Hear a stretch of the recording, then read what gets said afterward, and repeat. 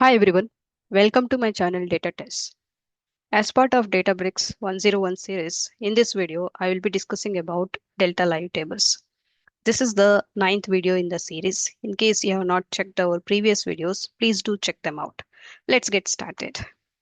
Every data engineer would have spent amount of time dealing with the messy data pipelines, fixing broken jobs late at night, chasing the unexpected errors, and worrying about data qualities.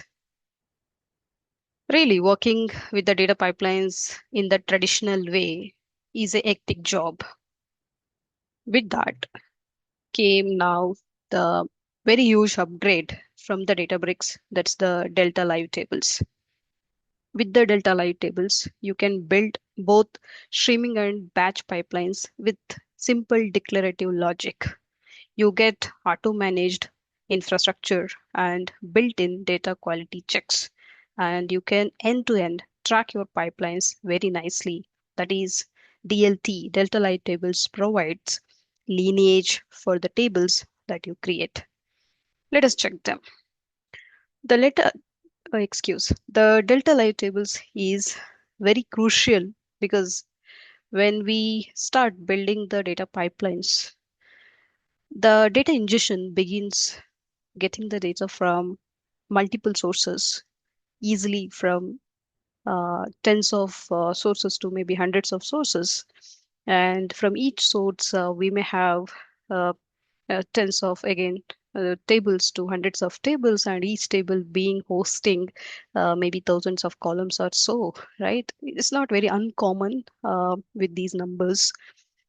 When you happen to start building your data ingestion pipelines and then about the ETL pipelines with these data sources and the data in hand, it is very common that whole of the architecture begins to be complex, and you will be creating new tables from the existing raw tables, and from there again a few more tables. So that way you will be having set of upstream tables and set of the downstream tables and all.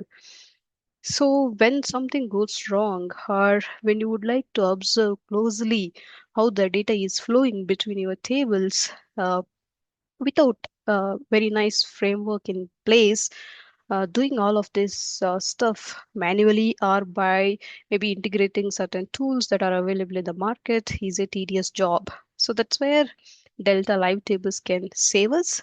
Let us look at how it can help us build pipelines. One second. Let me navigate to Databricks workspace.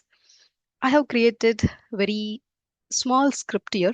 This is very much essential for creating our Delta Live Tables pipeline, DLT pipeline. A script is required in which you will be telling what you would like to do with the data. Using that script, you will be creating a pipeline.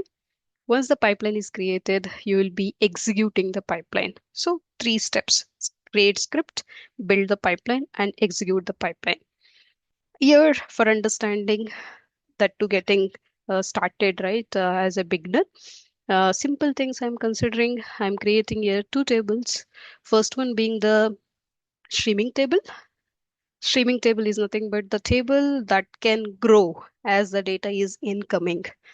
Let us say we are trying to read data from a folder here called as logs. Initially, it could happen that in that folder we have just one file, and later, maybe hour later or 2 days later, new file will be arriving in this folder, and our streaming table will be capable of detecting that file arrival, and the records will be inserted into the table. Those are the streaming tables. Fine. So that's what basically we are trying to do here. I do have this folder already created in the catalog. Let me just try to open it up. Here, catalog default is the database for me. Logs is the volume. Volumes are nothing but just like folders. Right? They contain unstructured or semi-structured data in the form of the files. That's why we can call them to be volumes. We have discussed it in our data object hierarchy as well. So in that volume, you could see that I have this file. But here, the location for my table, I have mentioned it to be the folder. So whatever new file arrivals are going to happen to this folder, our table will be detecting it. So this is our first table, which we are trying to create as part of our DLT script.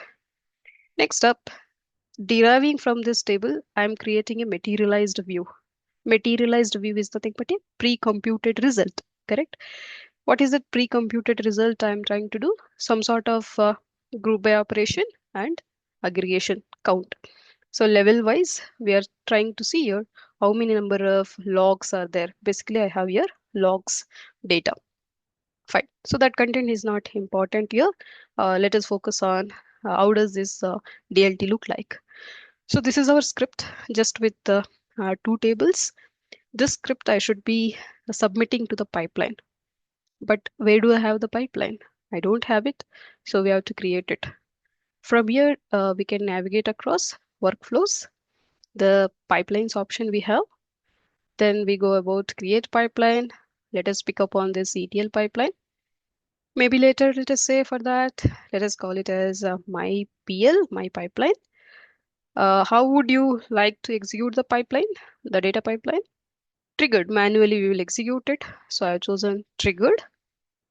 And here, while creating the pipeline using the script, you are submitting using UI, pardon. You are submitting your script here, paths.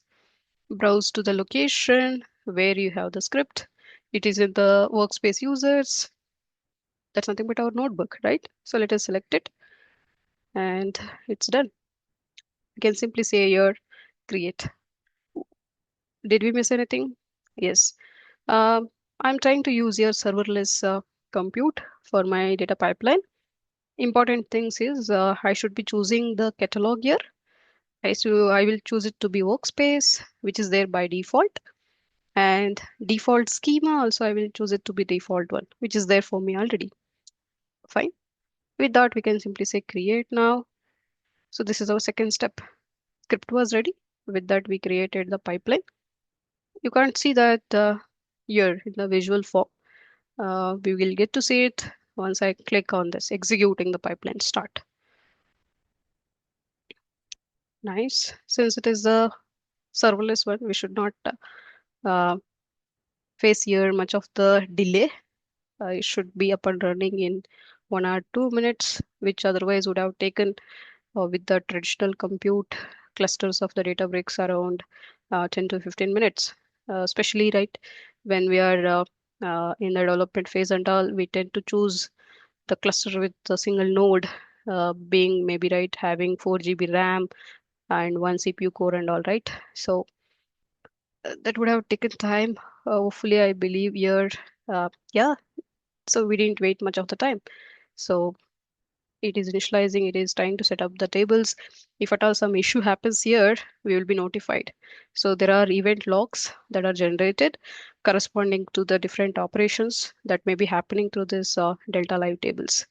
We could see that it is actively running, and since it was very simple script, right, our table one is successfully created. It is a streaming table, and second one also we are done with. It is a materialized view. Please take a look at the different icons that are being used uh, for this streaming table this way and the materialized view this way. Now you can clearly check out from the catalog. I'm in the catalog, the workspace. Let us refresh it. In the default database, we could see we have two tables here. Fine. One is the streaming table. The other one is the materialized view. So we would have created these tables separately, but tracking through them is a manual effort. So we are doing with the help of the DLT framework, which happened with the creation of the pipeline and all.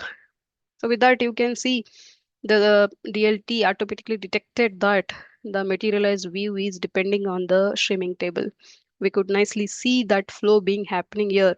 So with that, we are getting here closer observability onto how the data is flowing between the tables. And you are seeing here that into the streaming table, we have read successfully 13 records and so on. And this is the materialized view, grabbing the details from there, which is doing just the kind of aggregation. Fine. If individual table details are required, you can check through them. Since it is a, Databricks 101 course, in the interest of the time, I'm cutting short the detailed view of it. We will take them up in our Databricks 201 course in length. Fine. So the tables are ready. If you would like to check them, whether really we got the updated result or not in our materialized view. I'm just opening the SQL editor. We have our tables created and all right. Let us try to fire a simple query. Select star from logs underscore um, MV. That's the name, I guess, that we have.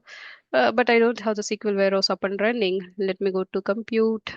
I'm using the Databricks Express edition. I'm coming to compute. Let us start the SQL warehouse. Great. It should be up and running in a few minutes. Then we should be selecting and attaching our editor to this serverless warehouse. After that, I should be able to execute it and check it out.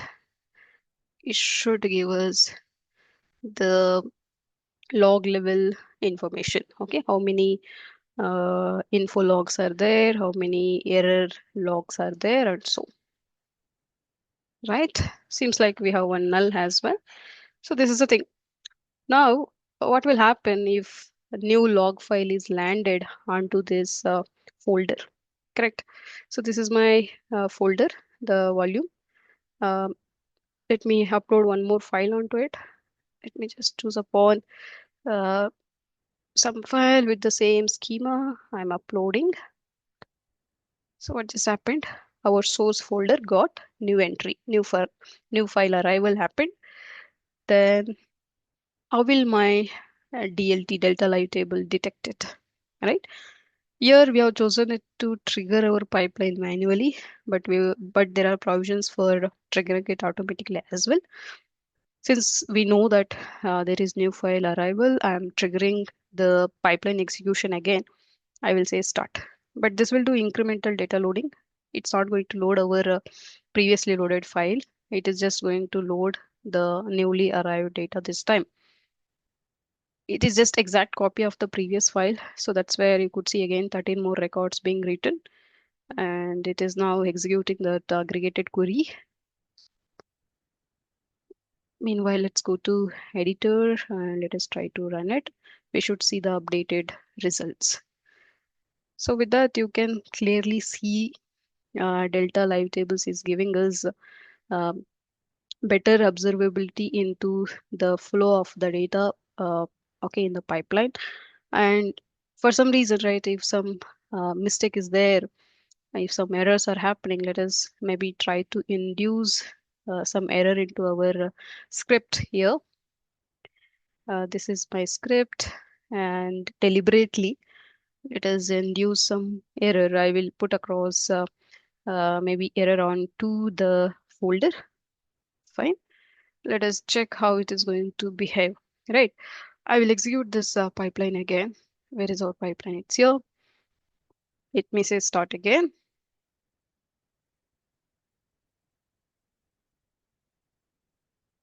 It is failing, right? Initializing.